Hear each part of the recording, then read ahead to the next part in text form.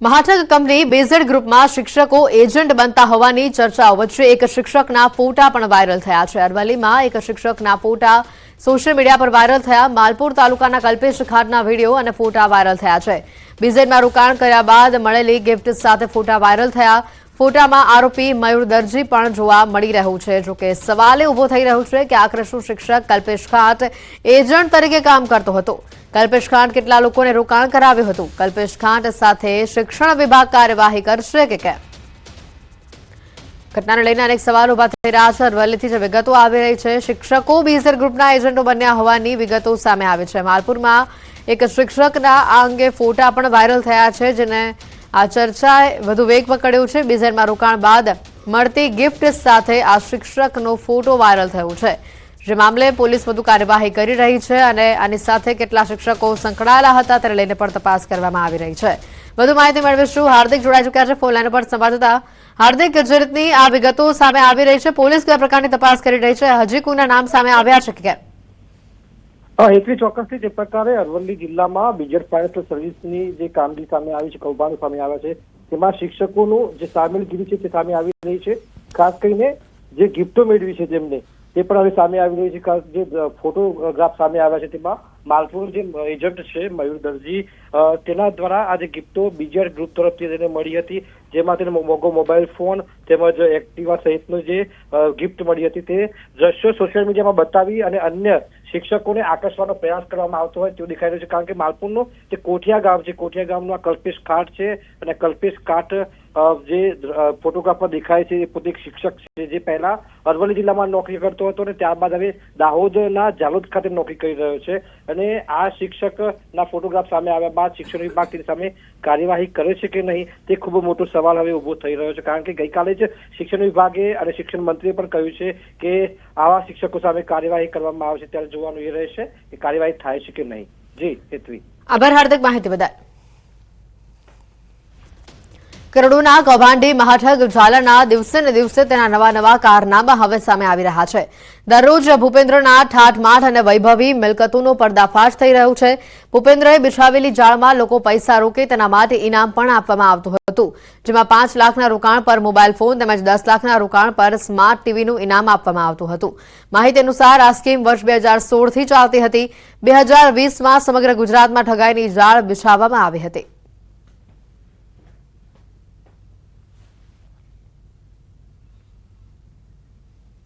જૂનાગઢમાં ગિરનાર તળેટીના 3 મંદિરોના મહંતનો વિવાદ વકરી રહ્યો છે। દત્ત શિખર, અંબાજી શક્તિપીઠ તેમજ ભીડભંજન મહાદેવ મંદિરમાં મામલેદારની નિમણૂક મુદ્દે મહેશગીરીના તંત્ર પર પ્રહાર સામે આવ્યા છે। તેઓએ કહ્યું કે અંબાજી અને દત્તાત્રેય ટ્રસ્ટ જુદા છે, તંત્રએ અભ્યાસ કર્યા વગર નિર્ણય લીધો છે। અત્યારે આ વિવાદ તણખલા જેવો છે કે પછી આગ બની જાય। અંબાજી અને ભવનાથના વિવાદમાં આ ત્રીજો વિવાદ તંત્રએ ઉભો કર્યો છે। વધુમાં કહ્યું છે કે જો તંત્ર નિર્ણયમાં ફેરફાર નહીં કરે તો કાનૂની કાગળો સાથે મારી વાત રાખીશ। આ વિવાદના પડઘા રાજસ્થાન અને મહારાષ્ટ્ર સુધી પહોંચશે। તંજુગીરી બાપુ બ્રહ્મલીન થયા બાદ વારસદાર માટે વિવાદમાં કર્યો છે।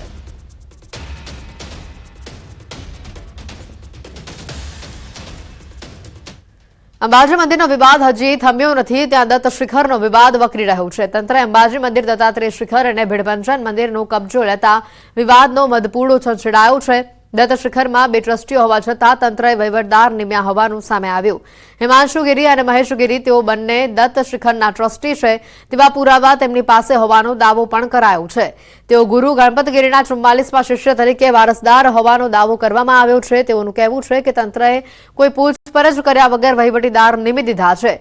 તંત્રના દાવાને ગેરકાનૂની ઠેરવ્યો છે। જ્યારે ગણપત બાપુની હયાતી હતી ત્યારે ગણપતગીરી બાપુનો હું શિષ્ય હતો, જેનું એને વીલનામું કરેલું છે, તેના મારી પાસે બધા પુરાવા છે।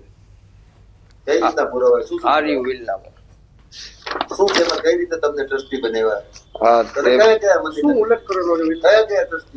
હા, અંબાજી મંદિર, દત્ત શિખર અને નીલકંઠ મહાદેવ મંદિર, 3 મંદિર। અને આ જે વહીવટ તંત્રએ કાર્ય કર્યું છે તે ગેરકાયદેસર રીતે છે। અંબાજી મંદિરમાં 2 ટ્રસ્ટી હતા, તેમાંની એક ટ્રસ્ટીની અત્યારે હયાતી નથી, તો નાના પીર બાવા તરીકે હું હયાતી છે મારી, તો તેનો વહીવટ કરવાનો પૂરેપૂરો હક મને છે, જેની મને કોઈ પ્રકારની જાણ કરવામાં આવેલી નથી કે નથી સરકાર વહીવટ તંત્ર દ્વારા મને કોઈ પ્રકારની નોટિસ મળેલી નથી. રાજકોટ મનપાના સસ્પેન્ડેડ પૂર્વ ટીપીઓ મનસુખ સાગઠિયા ફરી વિવાદમાં આવ્યા છે. કોર્ટમાં તારીખ દરમિયાન સંબંધીઓને મળી રહ્યો હોવાનો વિડીયો વાયરલ થયો છે. કોર્ટની તારીખ દરમિયાન સાગઠિયા રાજકોટ કોર્ટમાં હાજર કરવામાં આવ્યો અને કોર્ટ પરિસરમાં સંબંધીઓને મળતો તે જોવા મળ્યો. પોલીસે હાજરીમાં જ સાગઠિયા સંબંધીઓને મળતા હોવાનો આ વિડીયો વાયરલ થયો છે. વિડીયો વાયરલ થતા ટીઆરપી કાંડમાં ભોગ બનનાર વકીલ સુરેશ ફળદુનું નિવેદન પણ સામે આવ્યું.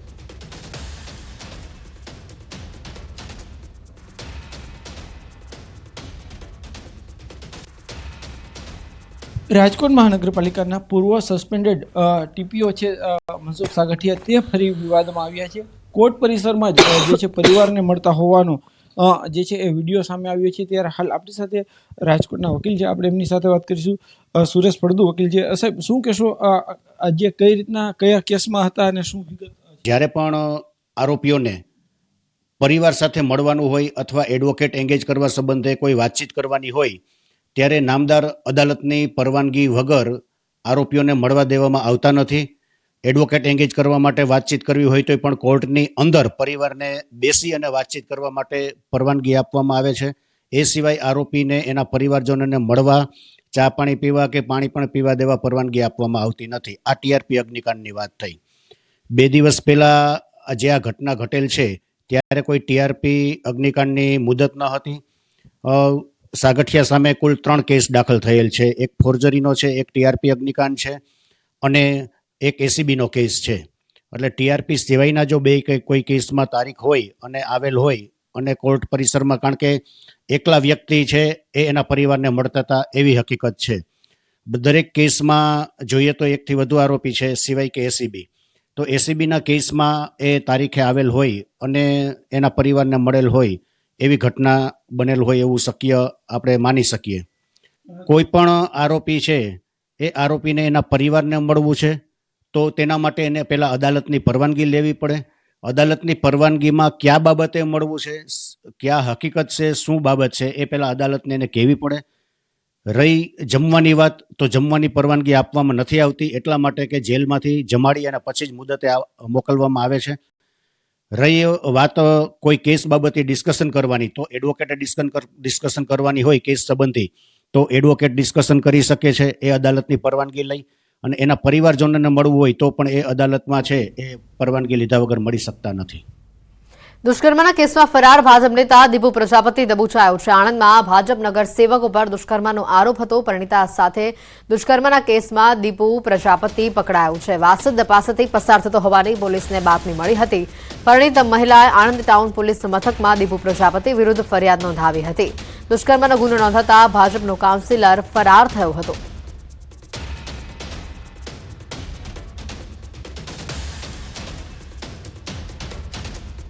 મહેસાણા જિલ્લાની 4 હોસ્પિટલોને 5 ગણી પેનલ્ટી ભરવાનો હુકમ કરવામાં આવ્યો છે.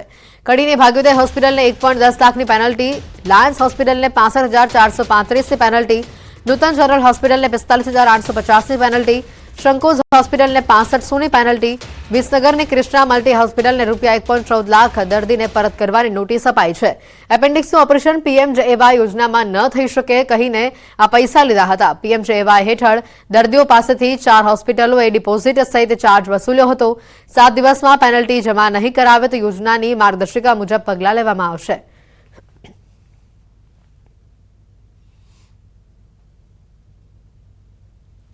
અમેરિકામાં વધુ એક ગુજરાતી મૂળના વ્યક્તિએ ડંકો વગાડ્યો છે. મૂળ વડોદરાના કાશ પટેલ એફબીઆઈ ડિરેક્ટર બન્યા છે. ડોનાલ્ડ ટ્રમ્પ મૂળ ભારતીયોને મહત્વના પદો આપી રહ્યા છે. હવે તેમણે કાશ પટેલને ગુપ્તચર agency federal bureau of investigation એટલે કે એફબીઆઈ આ ડિરેક્ટર તેના બનાવ્યા છે. અગાઉ તેમણે કોલકાતામાં જન્મેલા જય ભટ્ટાચાર્યને અમેરિકન નેશનલ ઇન્સ્ટિટ્યૂટ ઓફ હેલ્થના ડિરેક્ટર તરીકે નિયુક્ત કર્યા હતા. મૂળ વડોદરાના વતની કાશ પટેલને ડોનાલ્ડ ટ્રમ્પના ખૂબ નજીકના માનવામાં આવે છે. અગાઉની સરકાર દરમિયાન તેણે આઈએસઆઈએસ આતંકવાદી સંગઠન અને બગદાદી વિરુદ્ધ મોટી કાર્યવાહી કરી હતી. ટ્રમ્પે તેમના સોશિયલ મીડિયા પ્લેટફોર્મ ટ્રુથ પર લખ્યું છે કે મને એ જાહેરાત કરતા ગર્વ છે કે Kash Patel federal bureau of ઇન્વેસ્ટિગેશનના ડિરેક્ટર તરીકે કામ કરશે. કાશ એક તેજસ્વી વકીલ, ઇન્વેસ્ટિગેટર અને અમેરિકા ફર્સ્ટ યોદ્ધા છે, જેમણે તેમની કારકિર્દી ભ્રષ્ટાચારનો પર્દાફાશ કરવામાં, ન્યાયની રક્ષા કરવામાં અને અમેરિકન લોકોની સુરક્ષા કરવામાં વિતાવી છે. કાશ પટેલનું પૂરું નામ કશ્યપ પ્રમોદ પટેલ છે. કાશ પટેલનો પરિવાર મૂળ ગુજરાતના વડોદરાનો રહેવાસી છે. કાશ પટેલના માતા પિતા યુગાન્ડામાં રહેતા હતા. કાશ પટેલના માતા પિતા 1970માં અમેરિકા આવ્યા અને તેમનો જન્મ ન્યૂયોર્કના ગાર્ડન સિટીમાં થયો હતો. કાશે કાયદાનો અભ્યાસ કર્યો છે. તેણે અમેરિકાની રિચમન્ડ યુનિવર્સિટીમાંથી સ્નાતક થયા છે. વર્ષ 2017માં તેઓ ગુપ્તચર પરની ગૃહ સંસદીય પસંદગી સમિતિના સભ્ય બન્યા. કાશ પટેલને રિપબ્લિકન પાર્ટી અને ટ્રમ્પની ખૂબ જ નજીકના માનવામાં આવે છે. ફેંગલ વાવાઝોડાએ દેશમાં કહેર મચાવ્યો છે. તમિલનાડુ પુડુચેરીમાં ભારે વરસાદથી પૂરની સ્થિતિ સર્જાઈ છે. રસ્તાઓ પર પાણી સિવાય બીજું કશું જ દેખાતું નથી. લોકોને બોટમાં બેસાડીને રેસ્ક્યુ કરવામાં આવી રહ્યા છે. ભારે પવન અને વરસાદના કારણે કેટલાય વૃક્ષો ઉખડી પડ્યા છે.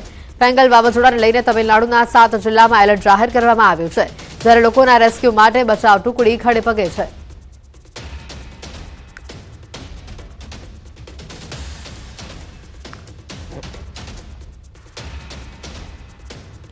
બનાસકાંઠાના વાવમાં રાધાનેસરા માઇનોર કેનાલમાં પાણીની પોકાર ઉઠી છે. ખેડૂતો પાણી માટે વલખા મારી રહ્યા છે.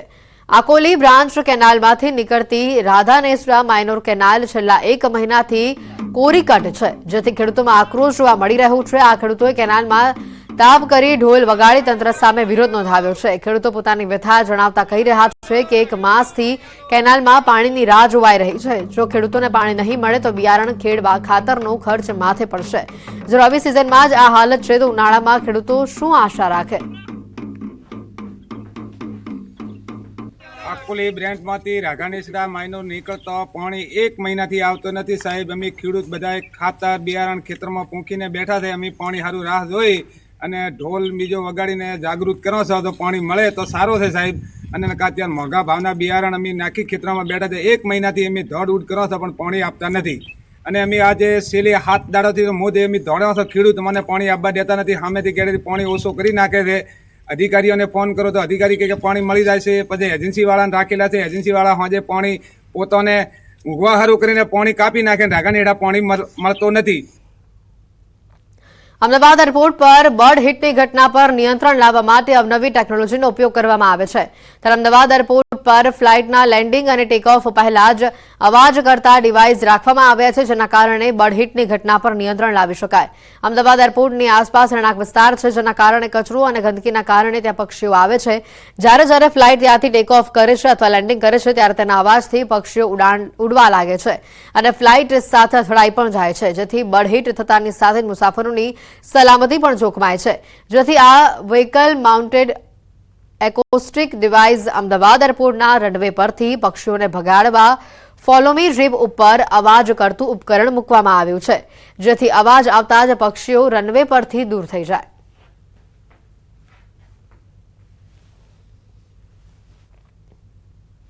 સુરત જિલ્લાના બારડોલી નગરમાં સસ્તા અનાજની દુકાને જનતાએ રેડ પાડી.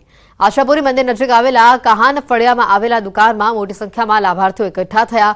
સસ્તા અનાજની દુકાનમાંથી અનાજ સગે વગે કરાતું હોવાનું આરોપની સાથે મામલતદારને બોલાવી દરોડા પાડવામાં આવ્યા, જેમાં સસ્તા અનાજની દુકાન નજીક ચાલતી ખાનગી કરિયાણાની દુકાનમાંથી 60 પાઉચ તેલ તેમજ 300 કિલો તુવેર દાળ, 350 કિલો ઘઉં અને 340 કિલો ચોખાનો જથ્થો મળી આવ્યો છે. પુરવઠા વિભાગે અનાજનો જથ્થો સીઝ કરી દુકાનના સંચાલક વિરુદ્ધ કાયદેસરની કાર્યવાહી હાથ ધરી છે. મહત્વનું છે કે છેલ્લા 10 મહિનાથી અનાજ ઓછું આવતું હોવાની ફરિયાદ ઉઠી હતી. એટલું જ નહીં, સસ્તા અનાજની દુકાનમાં લાઇટ ન હોવાથી લોકોને સંચાલકના ઘરે જઈને અંગૂઠો મૂકવો પડે અને જેના કારણે મુશ્કેલી તેઓને વેઠવી પડતી હતી. આશાપુરી પાસે અમારી કંટ્રોલ આવી છે, ત્યાં અમારે અનાજ અમને પૂરતું મળતું નથી ને આજે કોઈ રૂમમાં એને સામાન મૂક્યો તો કોઈ દુકાનવાળાને વેચ્યું છે, ત્યાંથી પકડાઈ ગયું છે અનાજ ને રેટ પાડી છે મામલેદારવાળા સાહેબ લોકોએ અહીંયા, એટલે બધાને અનાજ આપતા પૂરું નથી ને અમારી કંટ્રોલમાં લાઇટ પણ છે નથી. અમારે અંગૂઠો પાડવા એમની ઓફિસે જવું પડે છે દૂર ને ત્યાં એના વાઈફ 18 દિવસ બેસે, 18 દિવસ નહીં બેસે, અમને એ તકલીફ પડે છે. એટલે લાઇટ ને એવું બધુંનું સહકાર કરો. અમારે કંટ્રોલમાં બહુ જ અનાજ ઓછું આપતા છે, એના પ્રમાણે અમે મામલતદાર સાહેબને અરજી કરેલી હતી તો મામલતદાર સાહેબે રજા રીતે હોવા છતાં પણ અહીંયા આવ્યા છે. એમનો ખૂબ ખૂબ આભાર. અને છાપું મારેલું છે, તારી અનાજ બહુ જ પકડાયેલું છે. બાંગ્લાદેશમાં હિન્દુ મંદિરો પરના હુમલા અને હિન્દુ પર અમાનુષી અત્યાચાર માટે વીએચપી દ્વારા વિરોધ કરવામાં આવ્યો. ઇસ્કોનના સ્વામી ચિન્મયાનંદ પ્રભુની ધરપકડના વિરોધમાં અમદાવાદમાં દેખાવો કરવામાં આવ્યો. અમદાવાદમાં આરટીઓ સર્કલ પાસે વીએચપીનો પ્રતિક ધરણાનો કાર્યક્રમ આજે યોજાયો. વીએચપી દ્વારા દેશભરમાં આંદોલન અને પ્રતિકાત્મક ધરણા કરીને વિરોધ પ્રદર્શન કરવામાં આવ્યું. સાધુ સંતોની આગેવાનીમાં વીએચપી દ્વારા પ્રતિક ધરણાનો કાર્યક્રમ યોજાયો. આજે ભાડજ ખાતેના હરિકૃષ્ણ મંદિરમાં વિરોધ કરવામાં આવશે. હરિકૃષ્ણના સંતો દ્વારા બાંગ્લાદેશમાં થઈ રહેલી હિંસાનો વિરોધ કરવામાં આવશે.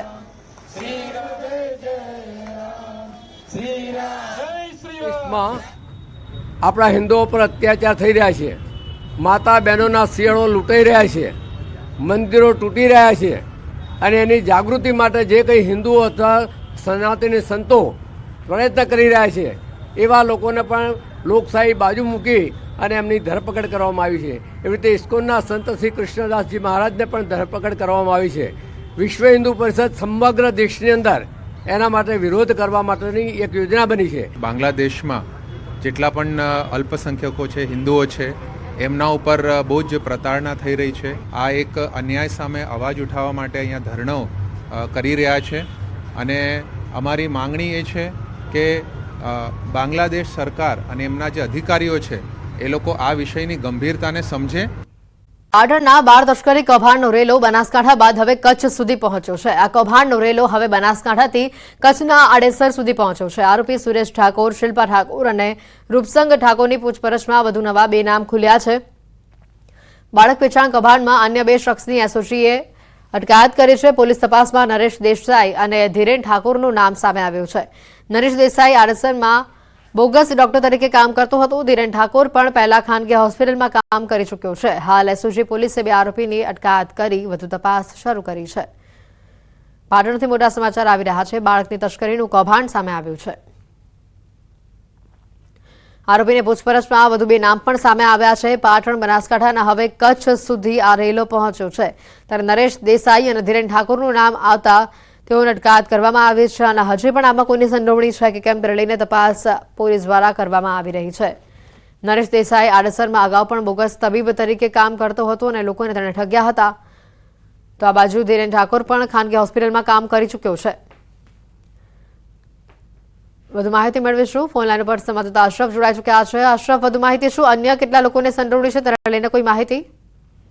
બિલકુલ હેતુ, પાટણ બાળ તસ્કરી મામલે એક બાદ એક નવા ખુલાસાઓ થાય છે. પ્રથમ બોગસ તબીબ સુરેશ ઠાકોર મુખ્ય આરોપીમાં હતો. ત્યારબાદ તેની સાથે શિલ્પા ઠાકોર પકડાઈ હતી, પરંતુ ત્યારબાદ બાળક આપનાર રૂપસિંહ ઠાકોર પકડાયો હતો. આ ત્રણેયની પૂછતાછ બાદ હવે વધુ 2 નામ આવ્યા છે, જેમાં એક નરેશ દેસાઈ અને ધીરેન ઠાકોર. આ બંને પણ આ બાળ તસ્કરીમાં ક્યાંક સામેલ છે. એટલે મહત્વની વાત છે કે નરેશ દેસાઈ છે તે આડેસરમાં બોગસ ડોક્ટર તરીકે કામ કરતો હતો, તેમજ ધીરેન ઠાકોર પણ પહેલા ખાનગી હોસ્પિટલમાં ક્યાંક કામ કરતો. એટલે ચોક્કસ કહીએ કે અત્યાર સુધી જે 5 આરોપીઓ પકડાયા છે તે ક્યાંક ને ક્યાંક તો બોગસ તબીબ હોય અથવા તો ક્યાંક ખાનગી હોસ્પિટલમાં કામ કરતો. એટલે ચોક્કસ કહીએ કે ડોક્ટરી લાઈન સાથે સંકળાયેલા 5 આરોપીઓ છે. બીજી બાજુ અત્યારે એક વધુ મહત્વની વાત સામે આવી રહી છે. ના માત્ર આ એક બાળક પૂરતું છે, પરંતુ ક્યાંક એસઓજીને હજુ એક ખાનગી કડી મળી છે કે સમી બાજુ એક નદીનો પટ છે, ત્યાં પણ એક મૃત બાળકને દફન વિધિ કરવામાં આવે, એટલે કે દાટી દેવામાં. એટલે તે બાજુ પણ અત્યારે એસઓજી પોલીસની ટીમ બાળકના અવશેષો બહાર કાઢવા નીકળી છે. એટલે પ્રથમ જે બાળક મળ્યો હતો બનાસકાંઠા વિસ્તારમાંથી, હાલ જે તંદુરસ્ત છે અને શિશુ ગૃહમાં, પરંતુ હજુ વધુ એક બાળક મળવાની છે અત્યારે માહિતી મળી રહી છે, તે મૃત હાલતમાં. એટલે ચોક્કસ છે કે બાળ તસ્કરીમાં ન માત્ર એક બાળક પૂરતું પરંતુ અનેક બાળકો હજુ સામે આવી રહ્યા છે. અત્યારે વધુ એક બાળક સામે આવી રહ્યો છે અને એસઓજી પોલીસ ક્યાંક જે વિસ્તારમાં બાળકને દાટવામાં આવ્યું હતું તેના અવશેષો શોધવા માટે અત્યારે નીકળી ગઈ છે. અશરફ, કેટલા સમયથી આ લોકો બાળ તસ્કરી સાથે જોડાયેલા હતા તેને લઈને કોઈ માહિતી? બિલકુલ હેતુ, હજી ચોક્કસપણે કેટલા સમયથી આ લોકો આવો ગોરખ ધંધો કરી હતા તેની સચોટ માહિતી આવી રહી નથી, પરંતુ સમગ્ર ઘટના ક્યાંક ગંભીરતાથી લઈને પાટણ સમગ્ર પોલીસ, એમાં ખાસ કરીને એસઓજી પોલીસ બારીકાઈથી તપાસ કરી રહી છે. અને એક બાદ એક જે આરોપીઓને અટક કરવામાં આવી રહ્યા છે તેને ક્યાંક રિમાન્ડ મેળવીને પૂછતાછ કરી. એટલે ચોક્કસ કહીએ હજુ આના માત્ર 5 આરોપીઓ અત્યારે સામે આવ્યા છે, પરંતુ હજુ આમાં પણ અનેક જેટલા સંકળાયેલા નવા માથાઓ સામે આવશે, જેઓ ક્યાંક બાળ તસ્કરીમાં પ્રત્યક્ષ કે પરોક્ષ રીતે ક્યાંક સામેલ હશે. આભાર અશરફ માહિતી બદલ.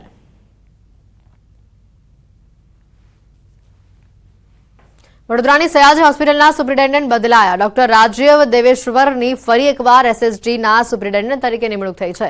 છેલ્લા 3 વર્ષથી ઇન્ચાર્જ સુપ્રિન્ટેન્ડન્ટ તરીકે ડોક્ટર રંજન અય્યર ફરજ બજાવી રહ્યા હતા. અગાઉ સુપ્રિન્ટેન્ડન્ટ રહી ચૂકેલા ડોક્ટર રાજીવ દેવેશ્વરની એસએસજીના કાયમી સુપ્રિન્ટેન્ડન્ટ તરીકે પસંદગી કરવામાં આવી છે.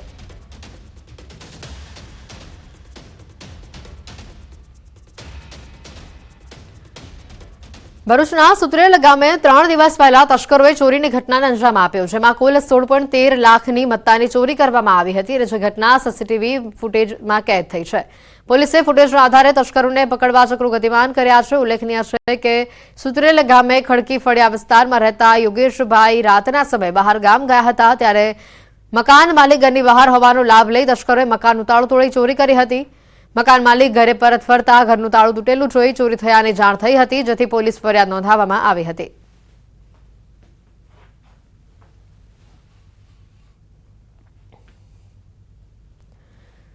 છોટાઉદેપુરના શિક્ષક દ્વારા ધોરણ 9ની વિદ્યાર્થીની સાથે અડપલા કરવાના ગુનામાં પોલીસે આરોપી શિક્ષકને તેના વતનમાંથી ઝડપી પાડ્યો છે. શિક્ષક દ્વારા વિદ્યાર્થીની સાથે વારંવારની વિભત્સ માંગણીઓ કરવામાં આવતી હતી અને આખરે કંટાળી વિદ્યાર્થીનીએ વાલીને વાત જણાવતા પોલીસ ફરિયાદ કરવામાં આવી. આરોપી શિક્ષક સંજય પારેખ ફરાર થતા પોલીસે આણંદના ખોડલ ગામથી તેને ઝડપી પાડી કાયદેસરની કાર્યવાહી હાથ ધરી હતી.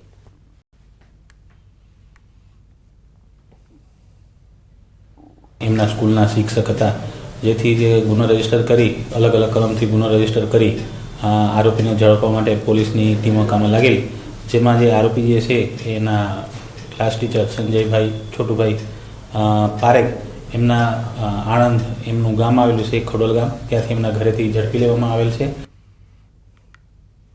પોરબંદરના લીમડા ચોક નજીક મોડી રાત્રે નશામાં હથિયાર સાથે એક શખ્સ દ્વારા બવાલની ઘટના બની. આ મામલે કીર્તિ મંદિર પોલીસે પોતે જ ફરિયાદી બની આરોપી રાજુ રાણા ઉડેદરા વિરુદ્ધ ગુનો દાખલ કરાવ્યો છે. આરોપી રાજુએ લીમડા ચોક નજીક કોઈ કારણોસર પોતાની કાર રસ્તા પર રાખીને છરી અને પાઇપ સાથે રોફ જમાવતા થોડો સમય માટે ટ્રાફિક જામના દ્રશ્યો સર્જાયા હતા. આ મામલે કીર્તિ મંદિર પોલીસે આરોપી વિરુદ્ધ ગુનો નોંધી આરોપીની ધરપકડ કરી છે. કીર્તિ મંદિર પોલીસ તથા એલસીબીએ આરોપીને ઘટના સ્થળે લઈ જઈ સમગ્ર ઘટનાનું રિકન્સ્ટ્રક્શન કરાવ્યું હતું.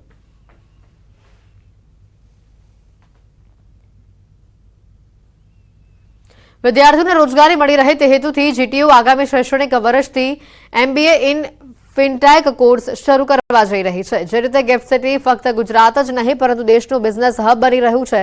અનેક વિદેશી કંપનીઓ પોતાની શાખાઓ હવે ગિફ્ટ સિટીમાં ટ્રાન્સફર કરી રહી છે, ત્યારે ગિફ્ટ સિટીમાં ઊભી થઈ રહેલી ફાઇનાન્શિયલ અને ટેકનોલોજીકલ કંપનીમાં જરૂરિયાત અનુસાર કોર્સ ડિઝાઇન કરવામાં આવ્યો છે, જેમાં વિદ્યાર્થીઓને વિદેશી કંપનીમાં જોબ કરવાનો મોકો મળશે. જીટીયુ દ્વારા માઇક્રોન ટેકનોલોજી સાથે મળીને કોર્સ ડિઝાઇન કરવામાં આવ્યો છે, જેથી ગુજરાતના યુવાનો સેમિકન્ડક્ટર ઇન્ડસ્ટ્રીમાં આગળ ભવિષ્ય બનાવી શકે તેના માટે પણ ગુજરાત ટેકનોલોજીકલ યુનિવર્સિટી તૈયારી કરી રહ્યું છે. ફિનટેકમાં ગિફ્ટ સિટીમાં જે કંપનીઓ આવી રહી છે એના સંદર્ભમાં જે મેન પાવરની રિક્વાયરમેન્ટ છે, તો એ મેન પાવરની રિક્વાયરમેન્ટ એ ઇન્ડસ્ટ્રીની જરૂરિયાત મુજબ પૂરી પાડવી અને વિદ્યાર્થીને રોજગારી મળે, એ સ્કિલના સ્ટુડન્ટ તૈયાર થાય એના માટે જીટીયુ દ્વારા આ નવો કોર્સ એમબીએ ઇન ફિનટેક અને ઇવન ઇફ એનાથી વિશેષ પણ એમબીએ ઇન એક ફોરેન્સિક એકાઉન્ટિંગ એ બી યુનિવર્સિટી ચાલુ કરવા જઈ રહી છે અને ફિનટેકમાં હ્યુજ ડિમાન્ડ છે, તો એ ડિમાન્ડ અનુરૂપ વિદ્યાર્થીઓ અને કેન્ડિડેટોને મળી રહે તેના માટે જીટીયુ દ્વારા આ કોર્સ ચાલુ કરવા જઈ રહ્યા છે. વર્ષ 2027 સુધી ગુજરાત રાજ્યની 100% વીજ જરૂરિયાતને રિન્યુએબલ એનર્જી દ્વારા પૂરી કરવાના લક્ષ્ય સાથે ગુજરાત સરકાર આગળ વધી રહ્યું છે. કુદરતી ઉર્જા ક્ષેત્રે ગુજરાત સમગ્ર દેશમાં પહેલા નંબરે છે, ત્યારે આજે રાજ્યના નાણાં અને ઉર્જા મંત્રી કનુ દેસાઈએ વાપીમાં 66 કેવી વીજ સબસ્ટેશનનું ભૂમિપૂજન કર્યું. વાપીના ચલા અને છરીમાં ઉર્જા મંત્રીના હસ્તે 2 નવા 66 કેવીના ક્ષમતાવાળા વીજ સબસ્ટેશન માટેના કામનો આરંભ કરાવ્યો. વાપી અને છીરીમાં નવા શરૂ થનાર વીજ સબસ્ટેશન થકી હજારો ગ્રાહકોને તેનો લાભ મળશે. ઘરેલું વીજ જરૂરિયાતની સાથે ઔદ્યોગિક અને ખેતી માટે પણ પૂરતો વીજ પુરવઠો પૂરો પાડી શકાશે. આગામી સમયમાં દેશમાં જરૂરિયાતના 50% વીજ પુરવઠો રિન્યુએબલ એનર્જી દ્વારા ઉત્પાદિત કરવામાં આવશે તેવું લક્ષ્ય રાખવામાં આવ્યું છે. આજે સોલાર ઉર્જામાં અને પવન ઉર્જામાં ગુજરાત સમગ્ર દેશમાં નંબર 1 છે. લગભગ 30,000 મેગાવોટ સાથે ગુજરાત નંબર 1 છે અને હવે પછી આપણે લગભગ 70,000 મેગાવોટનું જે પ્લાન કર્યું છે એમાં લગભગ 37,000 મેગાવોટ ખાવડા ખાતે પ્લાન બની રહ્યો છે અને 2027 સુધીમાં લગભગ આપણે 70,000 મેગાવોટ સુધી પહોંચી જઈશું.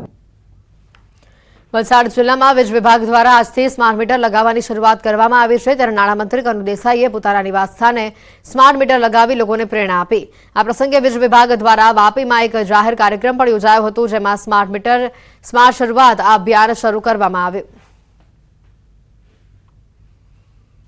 મંત્રી શ્રી કનુભાઈ દેસાઈ સાહેબ પોતાના ઘરે સ્માર્ટ મીટર લગાવવાની શરૂઆત કરી છે. એટલે જેટલી પણ ભ્રાંતિઓ હોય, જેટલી પણ ગેરસમજ હોય એ બધાને અમે દૂર કરી શકીએ અને કન્ઝ્યુમરને સારામાં સારી રીતે એને જે ફાયદાઓ છે એના માટે અવગત કરી શકીએ એના ભાગરૂપે કાર્યક્રમ કર્યું છે.